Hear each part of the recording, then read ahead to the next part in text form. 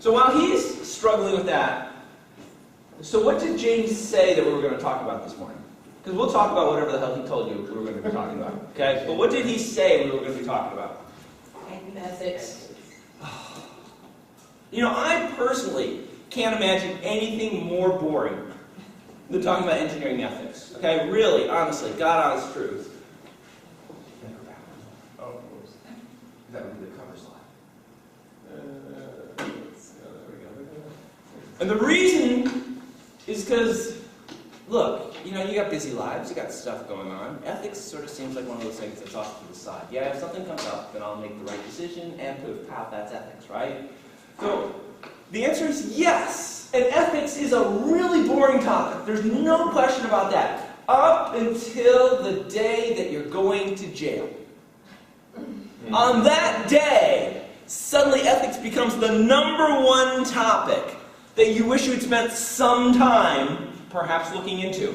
Because the fact that you're wearing orange and your hands don't move indicates that at some point in time you made a poor ethical decision. So if we could maybe back up time, maybe we could talk about how you could make good ethical decisions.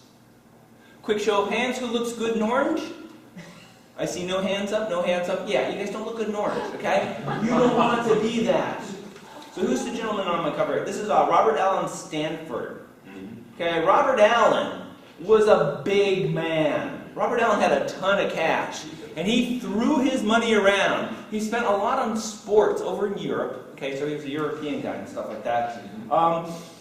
He's in prison. Okay, it turns out that the investment company that he was running was a big, what we like to call, Ponzi scheme. Now, do you guys know what a Ponzi scheme is? Yep. Okay, everybody know what that is? So if you don't, for anybody who might not know it, so you give me $10 to invest, and I promise everybody, man, I'm going to like double your money, right? And then somebody else gives me $5, and I give your $10 to them, and I say, look, I doubled your money. Now, I didn't do anything. I just took your money and gave it to somebody else.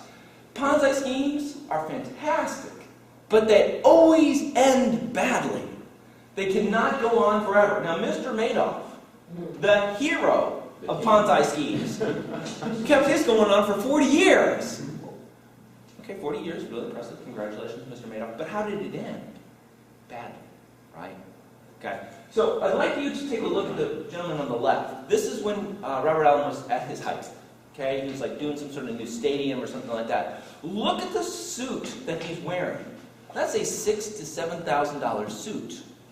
Now, when you graduate from school, when you're out, when you are a mover and a shaker, you want to be dressing like that, don't you? And ladies, maybe not suits, but you get the gist of it, right? You want to be wearing expensive clothes. You want to be having the fancy cufflinks. You want to have important people around you hanging on your every word. And that's exactly what he was doing. And then, of course, you look at the picture on the right, and he's in prison gear. So something went wrong there. And the trick is that whatever went wrong for him could happen to you. Next slide. The problem that we have as engineers is all too often we see the world in terms of what we call black and white. We see the world in terms of problems, and we're engineers. So what do we do when we see a problem? We solve it, right? And how many solutions are there to the problem? There's pretty much one. And the right solution is right, and all other solutions are wrong. Look, it's not that hard to be an engineer, okay? If you get that down, you're pretty much halfway there, correct? Okay? And that's the way we see the world. And that's how we graduate from school, and that's how we go out. We say, I am an engineer. I know right from wrong. I know things that work and things that don't work. Send me off. I'm ready to deal with life. Dun, dun, dun. And then all sorts of crap starts happening, okay? And why do we have problems? Why do engineers run into problems just as much as everybody else? Because it turns out that the world that we live in is not black and white.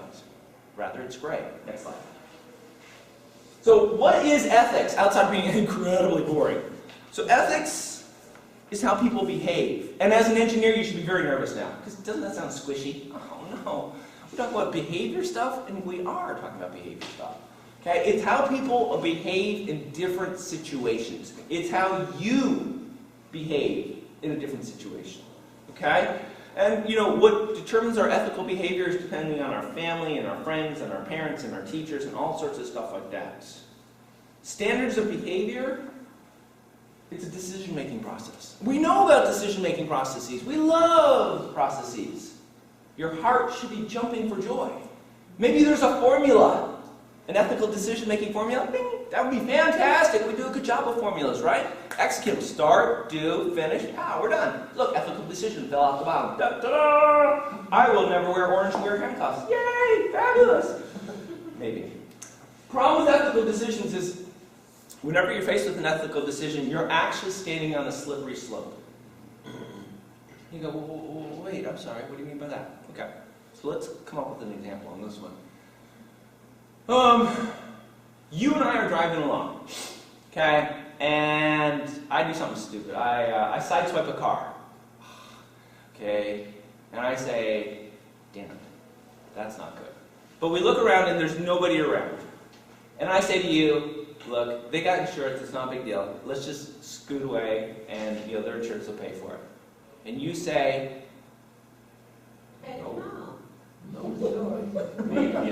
you slide down in the passenger seat. You go, okay, buddy, we're out of here. Okay, that's okay. All right, so that's fine. I got no problems with that. Okay. Then the next day in the paper, you read a story about a child who was sleeping in a car that was left in a parking lot, and the car got hit, and the kid got thrown against the side, and now the kid's in critical care. So now what do? Slide down in the passenger seat. Do you go turn yourself in? Do you go report your friend? Slide down in the passenger seat. Well, that's an ugly situation, isn't it? Well, so black and white. We're really good at black and white. And how did we get there? We got there because it's a slippery slope. We made a decision. Okay, yeah, we sideswiped somebody. Just go. No big deal, right? Now we're all in this little kid in the hospital, and they need to find out who did it. And really? You're looking at wearing orange? Not good. Not good at all. All right. So you see, Bernie Madoff, who stole like $17 billion from a lot of different people, did not wake up one day and say, hey, it's Wednesday, let's go steal $1 billion. What happened was Bernie Madoff was running an investment company that did legal stuff. Yay, very good. And he got into trouble. He was not going to be able to produce the returns that his customers were looking for. One bad day. So what did Bernie do on his one bad day? Made him. He said, I'm going to take some money that just came in, and I'm going to give it to the people who are already my investors, and I'll make it up later. Right? Seems reasonable. 40 years later, $17 billion in the hole, he never made that up. On that day that he made the decision to do that, he wasn't like, well, I'm going to set up a Ponzi scheme, and I'm going to live high on the hog, and I'm sure it'll all come down someday, but it should be a good 40 years. No! He made a quick decision to take care of an immediate problem. That was a slippery slope. All right, next slide. So why do we even have engineering ethics? We're engineers! Trust me, I'm an engineer. How many people know a bad engineer? A really evil, wicked engineer? Nobody. Well, a couple, well, okay, like, really, like, $1 million type of, yeah, no, we don't know anybody, right? Does history have any evil engineers in it? Perhaps, but not really, right? Engineers are pretty good people, and they solve problems, and they make, we've all seen the training films. Engineers make the future better, right? Yeah, fantastic, that's great, okay? There's no bad engineers. So why do we need ethics for engineers? And the answer is, well, a lot of different reasons. Boston molasses disaster, I'm sure I don't even have to tell you. Okay, I guess I do have to tell you that. Okay, when was that? That was January 15th, 1919. Basically, in Boston, there was a big tank. Guess what it had? It had molasses. Have you guys ever had molasses? You know what molasses is? We're talking like a thick syrup. You've had syrup before, like on pancakes and waffles. Yeah, we're talking that, okay? And it was all stored in the thing. How many? Yeah, no, it doesn't say exactly how many. But, bad news, they didn't build the old container that well, and it was a warm day, and it popped some rivets, and whoosh! And you're like, well, that was probably a little bit of a problem. No, that was a big problem in, 1829 Boston. It rushed out of there, molasses going down a street in your neighborhood, 35 miles an hour. Run! Killed 21 people, injured 150 people. Yeah, the tank was 50 feet tall, it was 90 feet in diameter, and it contained 2.3 million gallons of molasses. I mean, you're standing in the middle of the street, and molasses is coming, like a wave of molasses is coming down at 35 miles an hour. I mean, I'm not sure how fast you can run, but I do not run 35 miles an hour, okay? So you're pretty much, you're gone at that point. It's like a Godzilla movie. Yeah.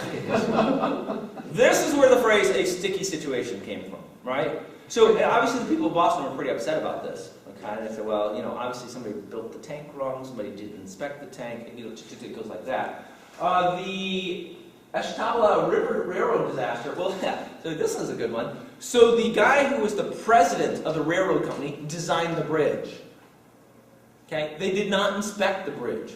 And the train was going over it on the night of December 29th, 1876. So, December 29th, what's the outside temperature? It's, and in Pennsylvania, too. Cold! The thing goes off the bridge, plunges into the water. Just a complete mess. 159 people, gone. Basically, found out the bridge was designed by the railroad company president, had been improperly designed and inadequately inspected. So, this kind of stuff made the newspapers back then. So people are going, and once again, at this point in time, America was being built up and things were growing up, and cities were popping up and so on. People said, we got a problem. We got to do something about this. We're having really lousy stuff designed. Next slide. So how did they solve the problem? Two ways, actually.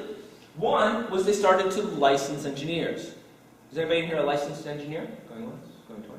You guys know about professional engineering licenses? Okay. Do you have to become a professional engineer? No. The mechanicals, maybe. It's a little iffy. Computer, no, because computer hasn't quite caught up with the rest of the world type of stuff yet. So, it's interesting. So, the way this one works, a little educational lesson for you here, a little freebie on top of everything else that we're going to be talking about. If you're an independent engineer, if you're running your own business, if you're selling your services as an engineer, you probably have to become a PE, a professional engineer, okay? Because you have to stamp things that say, I certify that this is a good design. If you're working for a big company, Lockheed, Boeing, somebody like that, you're in the mix. It doesn't matter. You do not need to be a licensed engineer because you're really contributing to like a group or a project type of activity. So that's one way to do it. The other way they did is all these professional engineering societies that were popping up in the early 1800s said, wow, we should probably come up with a code of ethics. All right. That sounds like a pretty good idea. Next slide. Great. Problem solved. We're engineers, right? We've got the professional licensing, ching ching, taken care of. We've got code of ethics. Poof, we're all taken care of. Well, that was fun. I appreciate you guys inviting me to be here today, and we've pretty much wrapped it up. So that was good. That was history. Okay. Maybe. Next slide.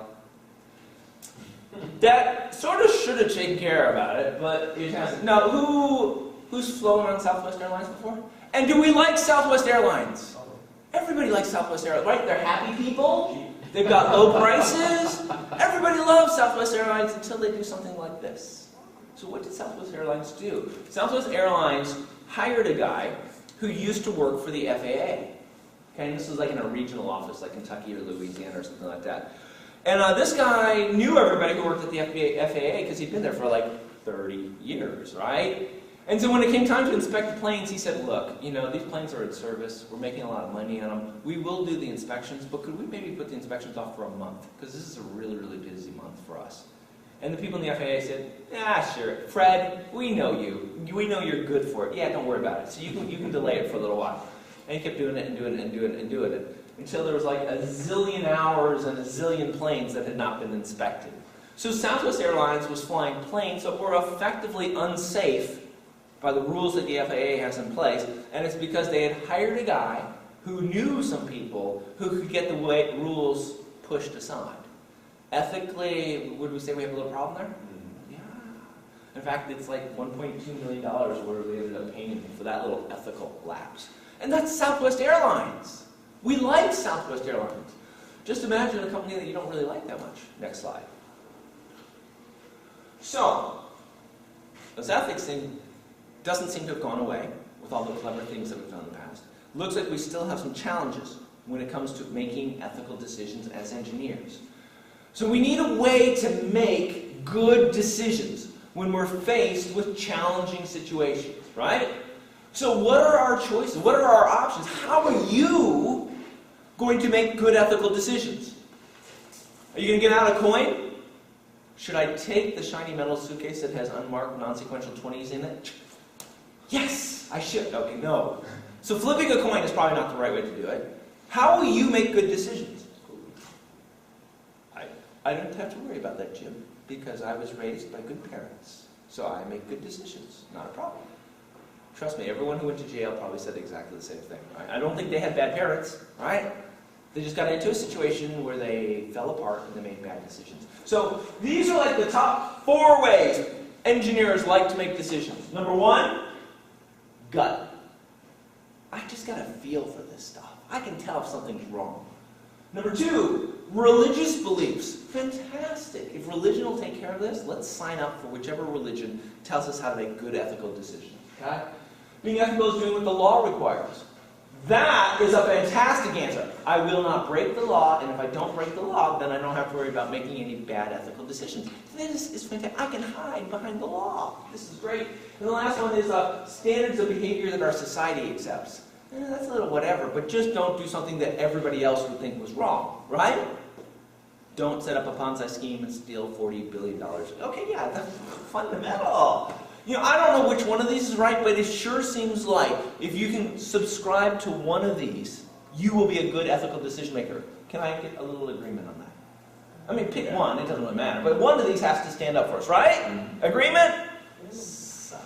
All right, let's go on to our next slide. Feelings! We love feelings. I got a gut feeling about this, okay? And if it feels good, I'm going to do it. And if it doesn't feel good, I won't do it, and therefore I will make good ethical decisions. It's no more complicated than that, right?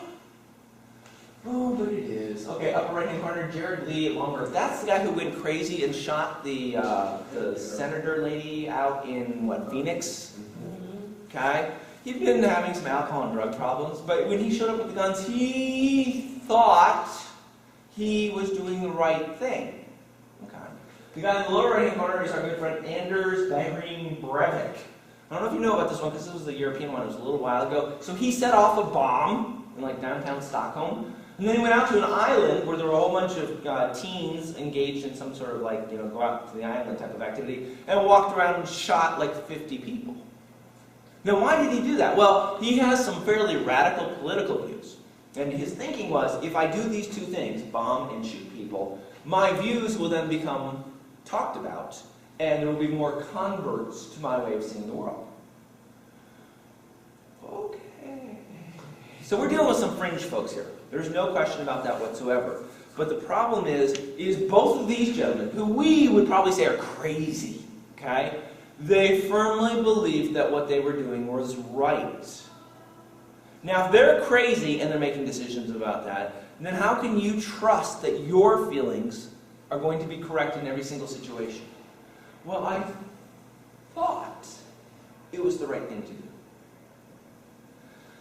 She was really good looking, and she said, hey, could I just store this at your place for a couple days? And I said, well, whatever, I'm not going to be doing it. Yeah, right, okay. No, wrong decision, okay? But it felt right. All right, next one. So, look, if feelings isn't going to do it for us, as a guidepost for us to be able to make good ethical decisions, then perhaps we can hide behind religion. Pick a religion. I don't even care. Just pick one. Say, I sign up for this religion. It's going to show me how to live my life. Hot diggity. Look, religions in all of their different forms provide us with some really good signposts to be able to live an effective life and allow us to get along with other people. Rock and roll. But is it possible for religions to go crazy? Absolutely. And remember, in every religion, there's also groups. All right? So a religion may be a wonderful, well-balanced way of looking at the world. But man, in every single religion out there, there's a group of people who've taken whatever the religion is talking about and has gone just a tad crazy with it. And you hook up with that group, do you think they could talk you into doing something wrong? Yeah. So, oh, by the way, are you already talking to them? Are you already hanging out with the religious crazy people? Well, no. I mean, those are my friends. They're not crazy. Yeah, right. What do you think everybody else thinks? Oh, yeah, no. So religion is probably good, okay? Congratulations. But it's maybe not the best place to go for solid guideposts for making ethical decisions. Next slide. Following the law. You know, that one, that just seems like a great way to do stuff. Look up the law. You know, the law is pretty clear, and that's why we got lawyers and all that sort of stuff like that. Follow the law, and you can't go wrong, right? Which, of course, if you don't count the 2 examples we have up there. So in the American South, what did we have? We had rules that said, you know, depending on the color of your skin, you can do all sorts of stuff to people. Well, for a while, you could buy and sell people based on the color of the skin. And even after we got beyond that one, there was, drinking fountains and restrooms and where you sit on a bus and crap like that. But it's okay, because it's the law. Ethically, is that right? No. And today we're, no, that's certainly not. But I'll tell you what, as a white person, if I was growing up in, southern Georgia in 1962, I'd be going right along with that, right? Because my parents would be going along with it, my relatives would be going along with it, and everybody in town would be going along with it. I mean, that's just the way things have always been, So I'd be subscribing that to all way. So I like to stand here in 2014 and go, well, no, I feel that's just really an abomination. I can't believe that those days even, but I'll tell you what, you plop you down in that time period, you'd be signing up. By the end of the day, you'd be like, okay, yeah, I'm on board, right? So perhaps that's not. Now, the other example, of course, is apartheid, right? Same concept applied to an entire country, right? And actually, I don't know that much about it, but I believe in apartheid they actually had all sorts of gradients as far as your skin color. Are you black? Are you sort of black? Light black, mocha black, tan, Italian? Whatever the scoop was, and then different rights and stuff went along on that one. Really? And who was running the country? Oh, about 15 white people. It's like, really? Okay. Now, if you lived in South Africa and you followed the rules, you'd be making all sorts of decisions that today, I think collectively we would say, well, those weren't really ethically good decisions. All right, next slide.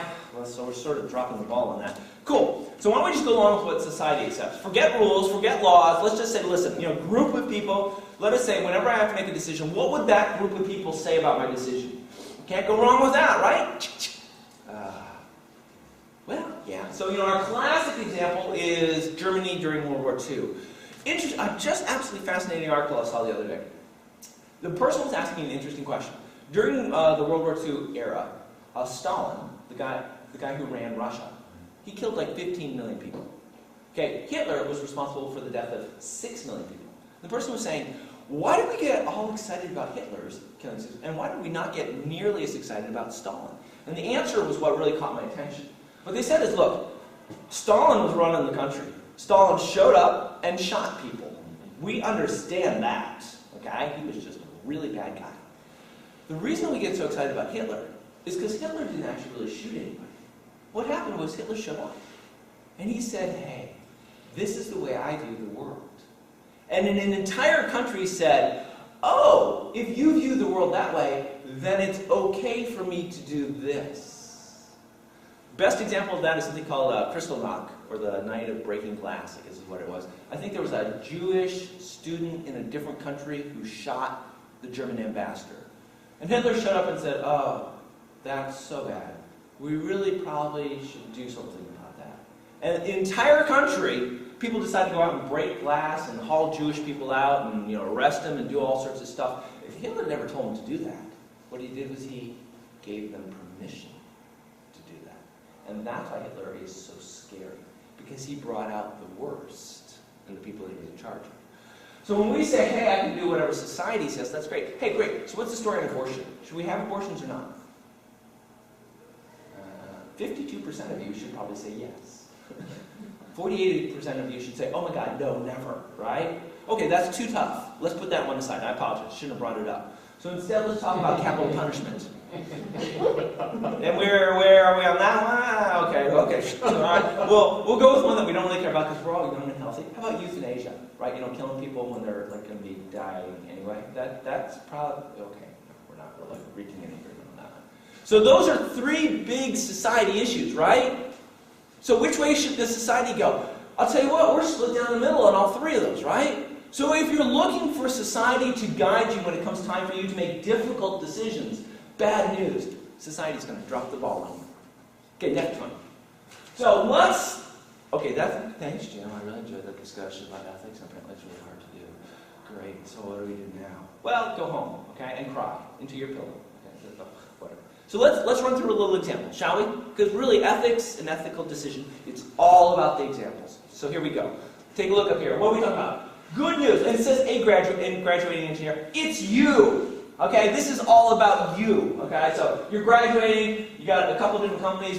A comes to you, makes a good, attractive offer, and then you're like, well, it's very competitive out there. Nobody else is going to offer you a job, so you take A. You say, fine, I'll go work for you. It's not the perfect job, but what the heck, I'll go for you. What happens the very next day? In the email, you get a letter from B. And you know who B is? Google. Google just offered you a job. California, they're going to buy you a car. Free glasses. You get free glasses. Flexible working conditions. You can spend, 20% of your time working on whatever you damn well please. And the other one was with Pittsburgh Paint and Glass Company. Oh, God, I just signed up for paint and glass. Really? Really? I did that? Okay. So now here's your challenge. Now, there's only been a week that went by from when you said to Pittsburgh Paint and Glass Company that you were going to go to work for them. Okay? B is much, much better. So what do? You've already accepted a job from A. What do? You go back to them and say, well, you haven't started working for them. What would you do? Google! Google is taking your job after. Google is. Yes, of course I will. You're going to do what? You're going to say to A, you're going to say, I'm sick forever? Is that how that works? So you go Google. I have to go bury my house. Yes. Sir? Just A or B? A. A? It's like your dad's in the room. This is fantastic. A, sir? B, ma'am? A or B? B. B? Ma'am? B. B? B. B? B.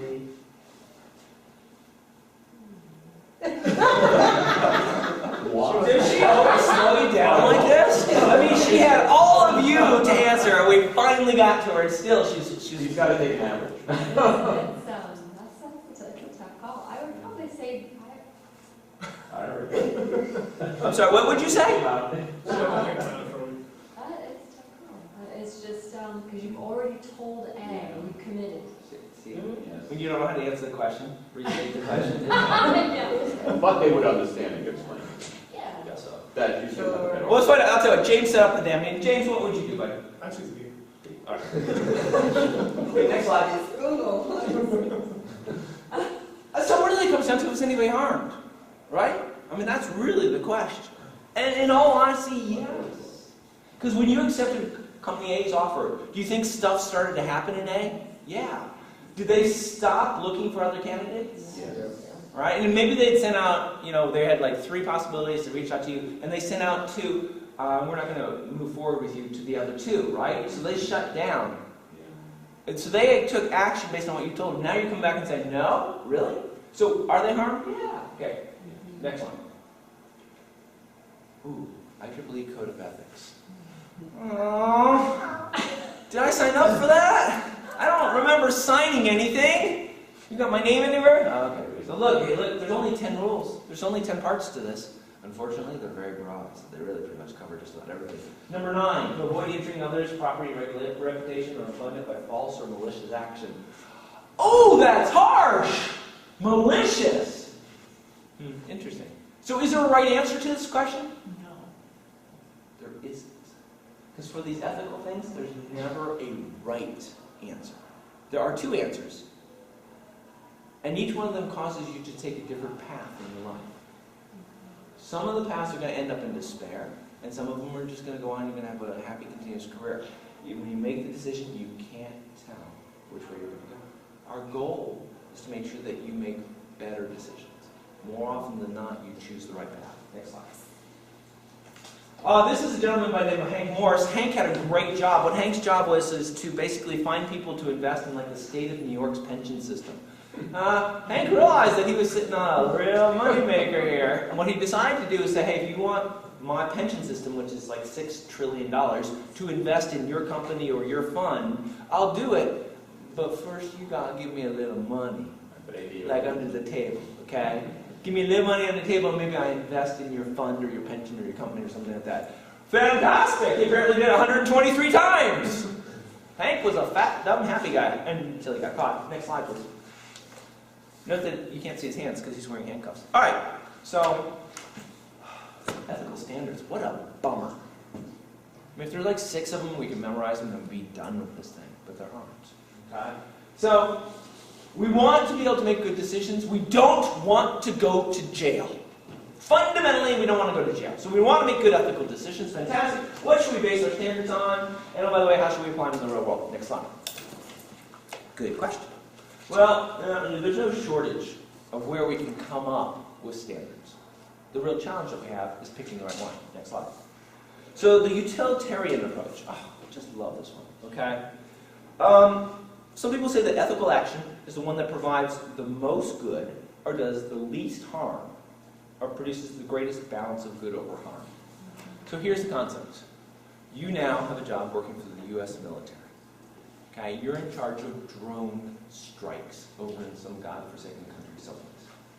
You discover that the ultimate bad guy, the guy that you've been looking for like 2 years, you know where he is. He's in the house. Fantastic. You fire up your drones, you go along. You got some spotters on the ground. The spotters radio up to you, and they say, hey, so he's in the house, but it turns out one other guy's in the house with him, and we have no idea who that guy is. Okay, drone commander, what do? Remember, the guy who's in the house is a really bad guy. He's responsible for all sorts of plans and bombs. He's a bomb maker. Let's say he's a bomb maker. Every day he's out, he's probably making more bombs.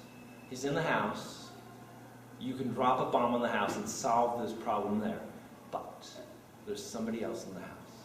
You have no idea who that person is. What do you decide to do? Get more information.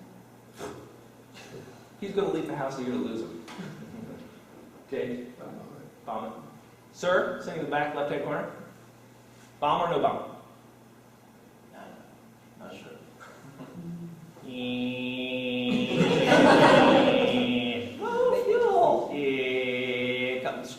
Gotta go one way or another. Come on. Ethical decision time.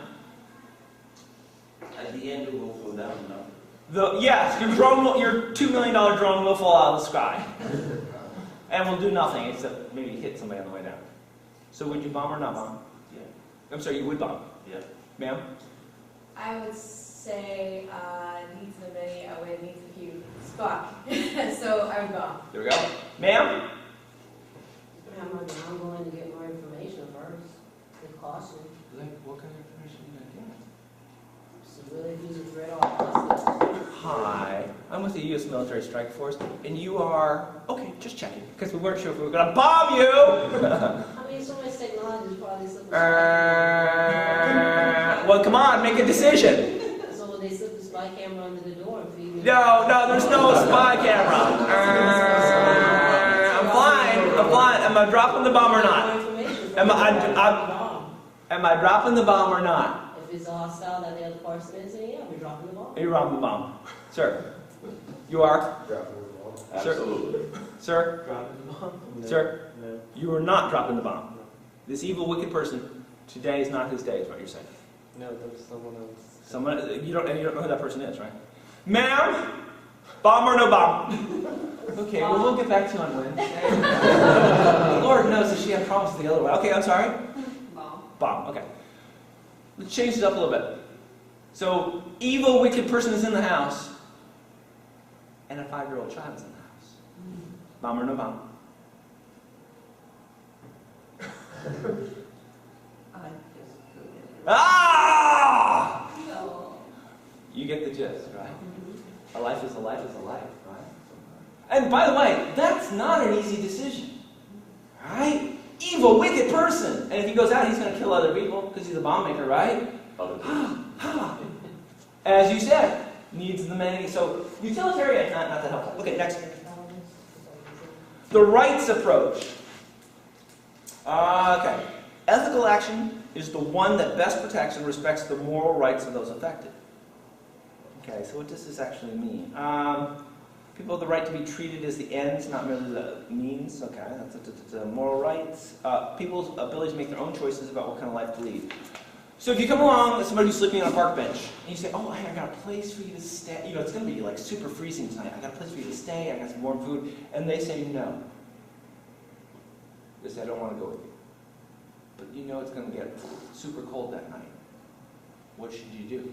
Should you call the cops and say, listen, this guy isn't going to make it through the night. Okay, he's not coming with me. But I know the right thing for him to do is to get off that park bench and get into a shelter tonight, because it's going to be super cold. But he's not going to go. I know it's going to be cold and stiff when I come out here tomorrow morning. So, is the right thing to do to let him just be, or to call a cop and have him hauled off? Sir? Let him be. Let him be. And then go out with like a forklift tomorrow and get the cold body off the park bench. Being a reason, like. Oh, what, you're going to reason with him? Dude might be crazy, okay? I got no freaking clue, but he ain't coming with you. Sir, what would you do? Leave him be or call a cop? Call the cop. Call a cop. Sir? I would call. Call a cop? Okay. Sir? Leave him be or... Honestly, let him be. Yeah, okay, cold, dead in the morning. All right, ma'am, how would you handle that? Give him more blankets, let him be. Okay, leave him be? All right. Bring him a sandwich. So, no, let's do it. Let's do that one. So, tomorrow morning. I have a soup and Did what I could. Oh, wow. Hey, yeah, okay, forklift. you have to practice very little. Man, that's harsh. Next slide. Heat lamps. Sense of fairness, the justice approach. So this is a tricky one. So if you're working at McDonald's, you're making, let's say, $7.25 an hour, right? Has anybody ever worked fast food in their life? Ever done one of those types of jobs? No. A bunch of elite, rich. Okay, no. That's a tough job, right? I mean, you're hustling when you're working fast food, right? There's always something for, you're serving, you're cooking, you're doing whatever, right? Okay, now, Larry Ellison, who is the CEO of Oracle Corporation, makes what, I don't know, $47 million a year? I don't think Larry's hustling nearly as hard as somebody who's working fast food. Is it fair for Larry to get $47 million when he's not working nearly as hard as somebody who's at McDonald's? Is that gap fair? No. No? What do you think Larry would say? Yes. Big time fair, thank you, appreciate it. From an ethical point of view, I can go either way on this one, right? And Larry has guided the corporation from a very small corporation to the huge one that it is today. It's a successful company. It has a great return for its shareholders. Clearly, his input has allowed the company to achieve what it has to. He should be rewarded for his actions. The people working at McDonald's, look, if they're working there as per their choice, and if they leave, I'll just plug somebody else in. What they're doing, and yes, they are hustling, it's not that valuable, right? I can replace them actually in an afternoon. I can have somebody else in there doing it. So value of those people at McDonald's, low. Value of Larry to Oracle, actually probably quite high. $47 million a year. Now we're splitting hairs, right? But $47 million? What does he do that's worth that? Okay, excellent. Common good approach. Okay, so here's the notion that life in a community is good in and of itself, and our actions should contribute to life. So basically, your actions and decisions that you make should benefit the community. So you wouldn't want to decide on something that just benefited you. Really, all of your decisions, every time you're faced with a moral issue, you should go, how's this going to affect the community? Now, if that was true, then perhaps Bernie Madoff wouldn't have ripped off thousands of people for $40 million. All right, next one. The virtue approach. Virtue is fantastic. This is an ancient approach to ethics, and it says that ethical actions ought to be consistent with a certain ideal, virtues that provide for the full development of our humanity. So this is honesty, courage, compassion, generosity, tolerance, love. Basically, every decision we make makes us a better person. Well, that sounds fantastic. Sounds like it's also really hard to do, right? Really tricky, if you're trying to figure out whether or not you should take a bribe to steer a bid towards somebody.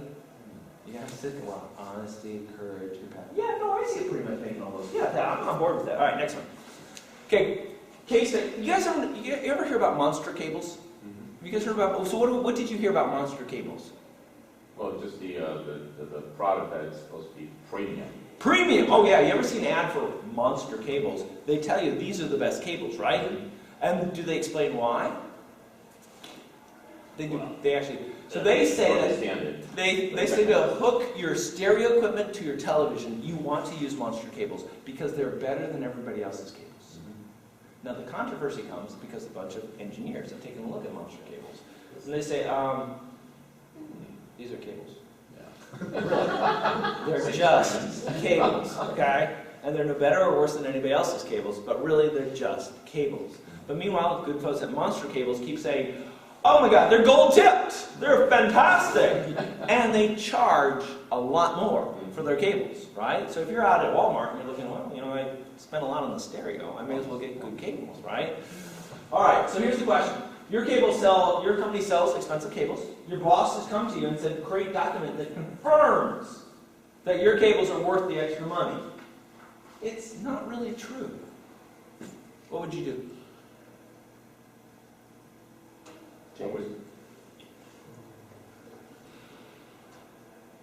We're talking spin here, aren't we? That's what we're really talking about. I mean, your cables are probably fine, and they probably have some positive features to them. Not necessarily the greatest thing since sliced bread.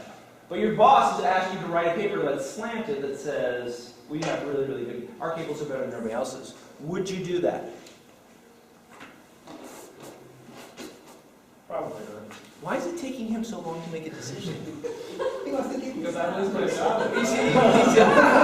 You lose your job. If I'm your boss, I'm handing your butt tomorrow. Maybe not for this, but I'll make up something. You park too close to me in the parking lot. Block diagram. We'll talk to the guy who has 30 years of experience in the back there with CBI. So what would you do? Your boss comes to you and says, write the damn paper. Well, I would definitely hesitate to do that. Okay, great. You're done with your hesitation. Now, are you going to do it or not? I would not. You would not? Yes. All right, so he's not. All right, so you. Hey, good news. Mom and Dad are really happy because you got a job.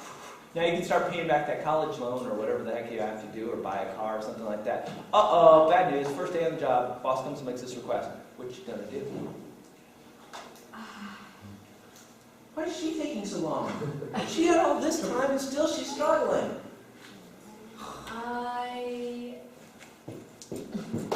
Now! Okay, so the question is, what Okay. are you writing? Let's rephrase the question.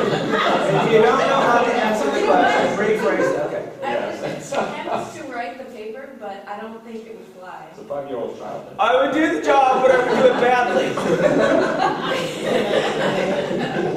I set up a bonsai scheme, but I didn't really do a good job of it, so that makes it like okay, right? No, not really, actually. Put a bunch of asterisks on it. It's way too, yeah. I don't think I. Little fine print. So key thing here, guys. So this is real world. This is ethics at its messiest. Because what your boss is asking you to do isn't really wrong, right? I mean, it's not like go shoot somebody. It's not like go rob a bank. What he's asking you to do is something that's gray. To use your engineering talent to spin something, to present it in a particular light, which might not be completely correct. It's not wrong, but it's not quite right. All right, next. Let's go on for a couple more because I want to get to keep going. Bad person going to jail. Okay, stop. All right. So I've beaten you up. Bam! And I've enjoyed every single minute of it. Yay! But if I just left now, you'd be sad, you'd be unhappy, and that'd be no good for either one of us. So I have a gift that I'm going to give you. I'm going to build a framework for you. And you can use this framework as you go through life and you're faced with ethical decisions. Okay? So I'm going to give you 5 questions you need to be asking yourself the next time somebody presents you with one of those, shall we call them, sticky decisions that you have to make. And if you follow these 5 steps, I can guarantee that you'll make better ethical decisions. Does that sound like something that you'd like to be able to do? I can't say that you're actually going to stay out of jail, but I can say you got a better chance of staying out of jail. Good idea? Alright, so what's the very first step in this 5-step framework? Number 1, you have to recognize that something is an ethical issue. Hey James, where do you want to go to lunch? Fantastic. That's right. Was that an ethical decision? No! That was not an ethical decision. And in fact, the majority of the decisions that you'll make have nothing to do with ethics. But it's the ones that do. The ones that are, is that right or is that wrong? Those are the ones that are ethical. But you need to recognize them as being ethical decisions. Otherwise, if you don't, you'll make a quick decision and you'll move on, and you may have just screwed the booch, so to speak. Okay? Could this decision, can it damage somebody? Okay. If it could damage somebody, then it is an ethical one. And is it about legal or efficient, or how do we actually do this? Hey, just sign off on it because we don't have enough time before we ship the product. Is that an ethical decision? Yeah. Okay. Boop, boop, boop. Okay, next one. Case study. Oh, this is actually a pretty good one. Okay, so you had somebody who worked for you, they left the company. Okay, that's fine. You knew they had a drinking problem. Okay, problems, okay. They call you up and say, hey, look, I'm going for another job. I'd like you to act as a reference for me. I got the drinking under control. Don't worry about it. Don't tell me about that. What would you say? No way. No way. All right. How about you? I mean, you work at a company. They're going to go work at some other company that you have no interaction with. You knew them. You liked them. They were fine. They had a problem. They say that they got a problem under control. What's the problem? We'll ask the new guy. Let's ask the new guy. Hey, new guy, would you do it? No, I wouldn't. You wouldn't? You'd say, hey, look, I appreciate you work for me, but I don't feel comfortable giving a reference for you. And what are they going to do then?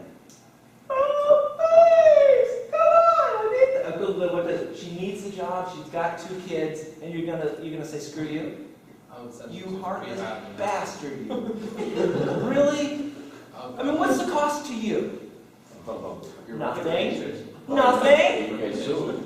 No, you can't get sued for that. For giving a bad character reference? No, you cannot get sued for that. If that person... No, absolutely not. Anything she does there? No, anything she does there is what she does there. What about your reputation? It comes back to Well, now that's an interesting. You actually bring up a good point. You give it, but you don't know that company. You don't know who's calling you. Well, you never know. You never know. Yeah. That's true. You do never know. So your reputation versus her being able to feed her children. I'm sorry. How does that work? Well, this is how it worked. I would have her go to rehab and show. Well, she says she's already gone. She says she's clean now. I'd like to see some paperwork, and then I'm gladly ready. Yeah, you can go talk to the drone circling people. It's the same answer I would give, though. Cool. Next. Sell marijuana now. We'll scoop on that. Everything really sounds, yeah. Hey, Ken Lay. Hey! You know, Ken Lay was the CEO of Enron, right? Yeah. And he got convicted. Did he go to jail? No, because he died. I have a theory about that. I don't think he's dead. Oh, this is the best thing. I think he's living in Switzerland. Oh, He's with Elvis. that's my theory. All right. So we know we have to recognize it as an ethical issue, that there's something funky going on. Okay? Boop, boop, boop, boop. Now, what's the second thing we do? You collect all the facts. Now, does that make you happy? I think it does. Yeah. Right? Look, we all know, we're engineers. You can't make good decisions if you don't have the facts. So when something like this shows up, you go, whoa, stop. Let me go ahead and reach out and collect all the information that I have to get. Okay? What are the relevant facts? Who's involved? Exactly who's going to be impacted by all this stuff? And oh, by the way, what are my options? Remember, it's never just one thing you can do. Sign or don't sign, write the report or don't write the report. There's always multiple things that you can do. So before you make any decisions, make sure you understand what all your options are. Next slide. That's actually a good one. We'll skip that one for now, though. Next. This guy ran a hedge fund, and he knew it was bad. He knew the market was tanking, but he kept calling people and saying, oh, come on, this is the best thing since sliced bread. You've got to invest in that. Which is great until he went to jail, because they said you can't do that. Oh, go figure. Oh, and he had his money in the fund, he pulled it out, because he knew it was going south. That's even more going to jail. Okay, next. Okay, so recognize that it's an ethical issue. Get the facts. So we got 2 things down. So what's the next thing that we have to do? Evaluate alternative actions. Now this is so beautiful, because this sounds exactly like what an engineer should do. So I've come to you and I've asked you to write sort of the bogus report. Okay? You've done an evaluation, so who's going to be impacted by this? Obviously anybody who reads the report. My boss is going to be impacted by me actually doing it. The company potentially is going to make more money, so that's somebody else who's going to be impacted by it. I've taken a look and I think I've evaluated what my options are. Write the report, don't write the report. the young lady made the suggestion, do a bad job of writing the report.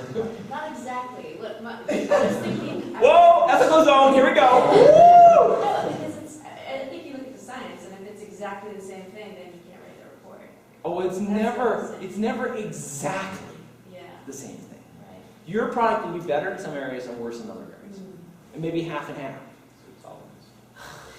Damn, I'm so close to making a simple decision. It never works out easy though. All right, you evaluate your alternative actions. So you know there's different things that you can do. Now you take a look at each one of the things that you have to do. Now I got news for you. You might only have like 5 minutes to be doing this, okay? But you take a look at each one of the things that you're going to do. And what you're trying to do is figure out, we said, what was it, do no evil, do more good, or whatever the scoop was with Mr. Spock. Okay, that's one evaluation that you probably need to make. Okay, no problems with that. Who has the most rights? Who's going to be most affected by it? Is it going to justify everybody? Is everybody going to be treated the same way? Community. Who's going to be affected the most? You know, what can I do to make my community a better place for everybody to live? Okay, and finally, I want to be a good person. Well, okay. Let us assume that you want to be a good person. Question, which decision would help me become a better person? Next slide. Oh, yeah, okay. So no, this is actually a good one because this stuff happens, okay? So, you're working for a company, let's say you have some involvement in purchasing, right? You evaluate designs or you create specifications for things the company's going to write.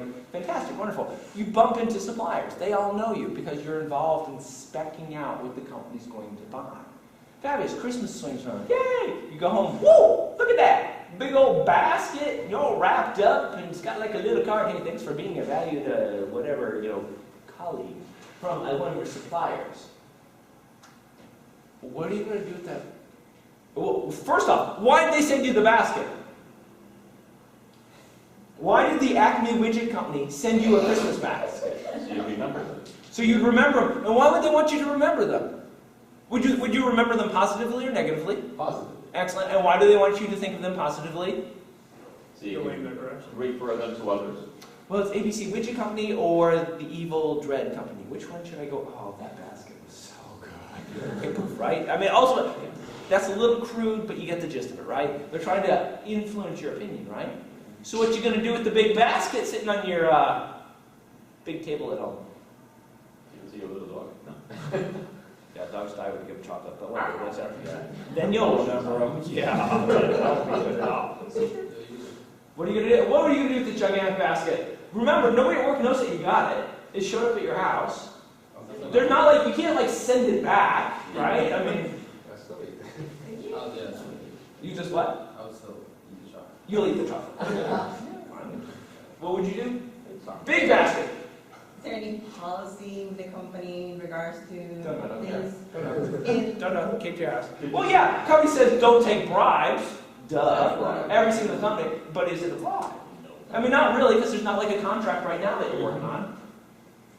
I have Chocolate. taken It's baskets stuffed with chocolate. before. Yeah, I've taken baskets before. Yeah. So you've already done this. Okay, everybody on the side of the room, just look at her with a disapproving Do you stare. have a photo? Everybody, it's this side of the room. Oh, that chocolate was so good. I have a young lawyer this week. Okay, they're at work, so they know. I know. It's going all right. It's good. There's going to be confidential. We'll just move on from them. So the key thing on this one, the basket thing happens all the time. Okay? And definitely that's an ethical issue. I mean, it may not be a giant ethical issue, but it is a little ethical issue. Because yes, as a supplier, I'm trying to steer your opinion, make it positive towards my company.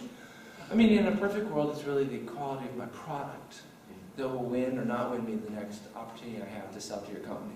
But hey, if I can skew it a little bit, make you see my company positively, then when you look at my product, perhaps you'll have a better opinion. Let's go. Yep. Another guy going off to jail. Look at that suit. That's like a $7,000 suit he's wearing. And he's going to jail? That sucks. No. All right. Recognize that it's an ethical issue. Get the facts. Take a look at your alternatives. Now make a decision and test it. Okay? And every time you have to make an ethical decision, you do have to make an ethical decision. No, you got to bomb or no bomb. Okay? You have to make a decision. Now, when you make that decision, there will be repercussions. Things will happen because of your decision. So what you need to do is you need to keep your eyes open and you need to watch what happens. Because every time you make an ethical decision, it's another learning experience for you. I would hope that you would always make the right decision, but bad news about this ethical stuff, guys.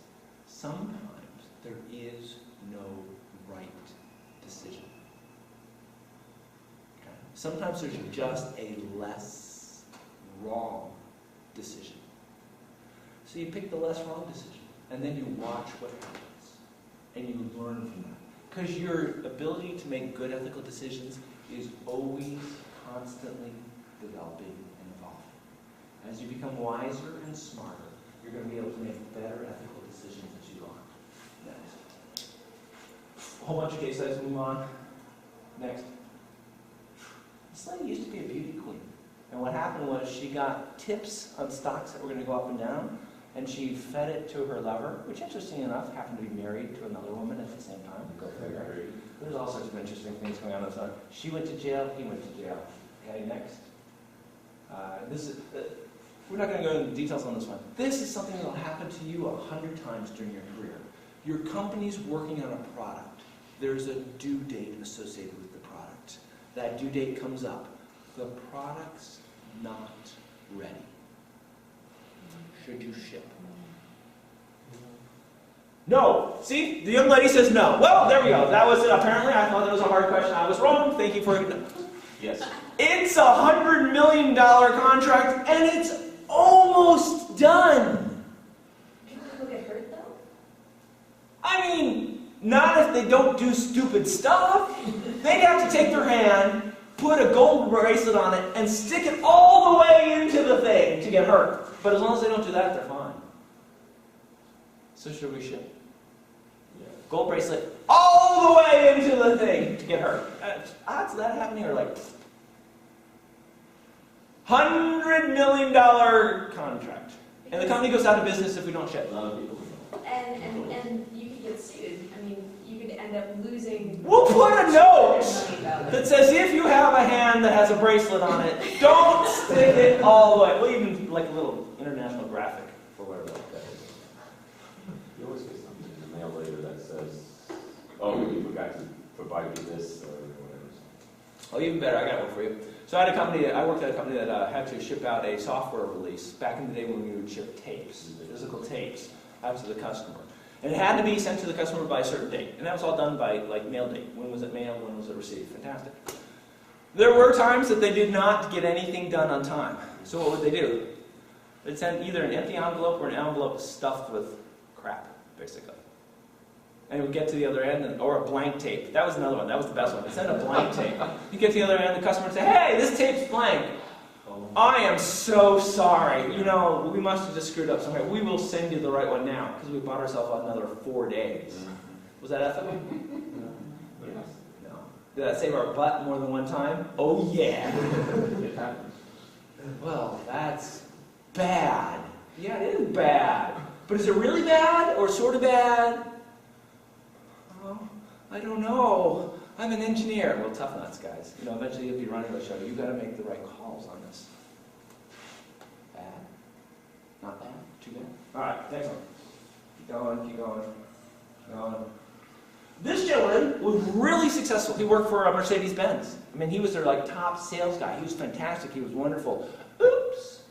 He started taking company money and spending it on a house. First off, obviously he had big slush fund.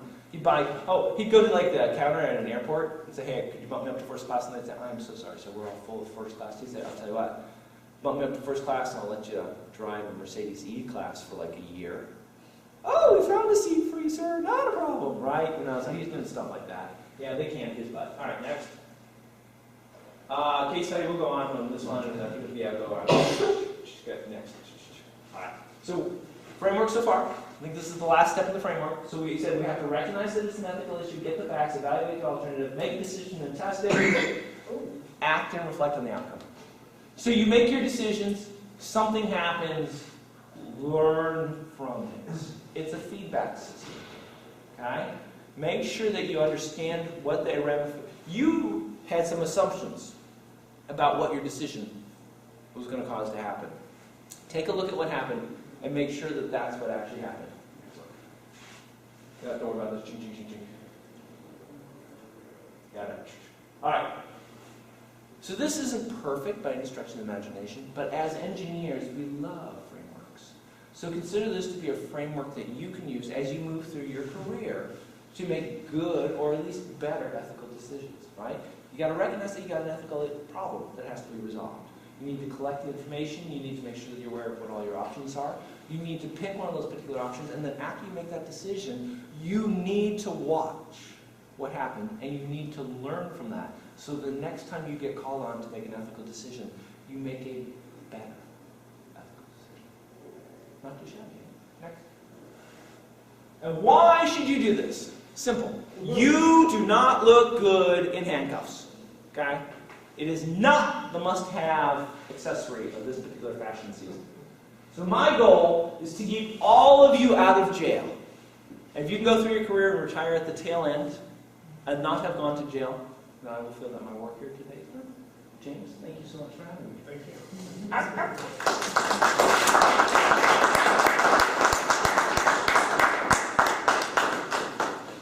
Does anybody have any questions or anything? Yeah, yes, ma'am. In your line, work, your years, what type of ethical dilemmas have you been faced? I have a very simple one for you. So I was working for a military contractor, okay? And the government goes back and forth all the time. So when in this particular one, we worked with the Navy, and when the high-ranking officials, admirals and stuff like that, from the Navy would come and visit us, we would take them out to the ballpark, and we had one of those luxury boxes. And we would wine them and dine them so they had a good feeling about our company. And they would continue to send contracts our way. Fabulous, wonderful, life is good. Then the government goes ahead and screws it up and says, you shall not give a gift to any of our employees that's worth more, $10 or more. $10. You know that luxury skybox ticket? It's easily like $1,000 or $2,000. I mean, because, by the way, open bar, woohoo! So you're like, damn it, what are we going to do about this? Well, thankfully we had smart people working in our marketing department. So they went to the owners of the stadium and they said, listen, we'd like to make a cash donation to the stadium. And for that, we'd like you to give us some tickets. So they took, let's say, $500,000 and gave it to the people who ran the stadium. And the stadium gave them a big stack of $9.99 tickets. And so every time somebody came to town, they could rip off one of the $9.99 tickets and give it to the admiral. And then they went to their skybox. Yay! And everything continued as it was. So, letter of the law, yes. Ethical? Quicksand! Help! Help! Quicksand! So this stuff comes up. Okay? And you know, the smaller the company, the more squirrely stuff happens, right? Because with a small company, every deal potentially means the business stays in business or goes out of business. You can have the best ethics and be out of business tomorrow, right? And when you've got, 20 or 40 people who are counting on you to do a part to keep the business open and so they can get a paycheck so they can feed their family and pay for their car and pay for their apartment and stuff like that, that ethical decision stuff, it's complicated very, very quickly. Okay? Yes, you know the right thing to do. There's no question probably about that. But it's the ramifications of your decisions that make ethical decision making so hard. There's not a simple answer to any of these questions. There's a whole bunch of different answers, but there's not a simple answer. And the key thing, and that's why we got here today, is that you need to be aware of this, because it's going to come up and get you. And if you just go through school, and if you just go out, and if you just get a job, what's going to happen is one day you're going to be sitting there doing your job, and you're going to get hit upside the head with an ethical decision, and you're not going to recognize it as being an ethical decision. It's just going to be another decision that you make, and you're making 100 of them every day. You're going to make a quick decision, and you're going to move on. And there's a good chance it's going to circle back, just like a drone strike, and take you out. That make sense?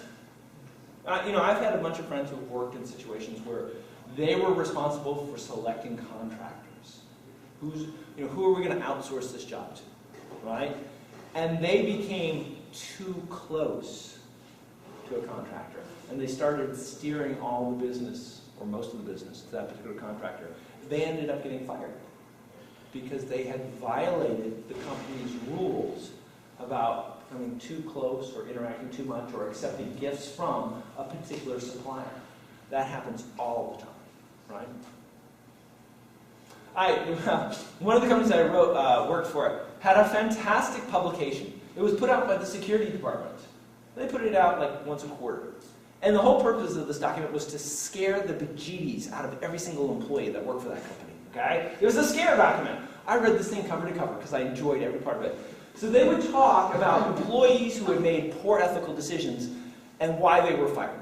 That was the whole gist of this particular newsletter. I was like, oh, excellent, kind of knew that. My personal favorite was this particular company had a fleet of vehicles, vans, basically, right? So service people would go all over the place with their vans.